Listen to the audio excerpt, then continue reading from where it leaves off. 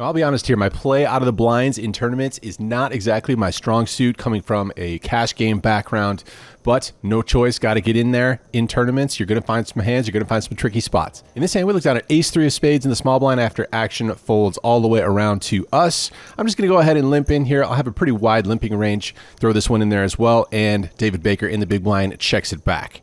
The two of us go heads up to a flop, which comes down 9-6 deuce with two spades, giving us the nut flush draw.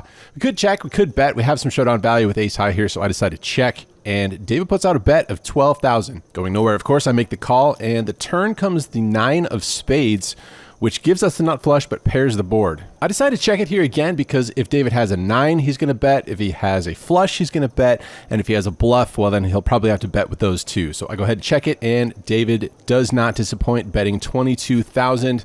I'm going to call here again, and we are off to the river, which is a 4th spade.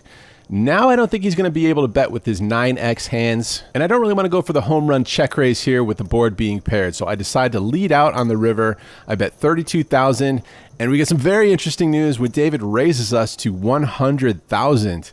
Now this is a really tricky spot because, as mentioned, David is a very accomplished player, and he is capable of some things. He's going to be the one to have the strongest hands here. Since we only check called on the flop, that means we're not going to have too many 2-pair or set holdings on the flop that would have turned a full house. Those types of hands are in David's range much more than mine. So it is possible that he could have those, and it's possible that he could be turning a hand like 9x into a bluff, maybe. Very close spot here because I do think David is capable, as mentioned, but I decide to give him the credit. Don't want to toss away the 100,000 in chips. I very reluctantly decide to let this one go, fold this one away, and it's not a good feeling until David is nice enough to show me the 9-6 of hearts. You can see me tapping the table here again towards the end of the hand. That's when he shows me the goods. Turn the full house.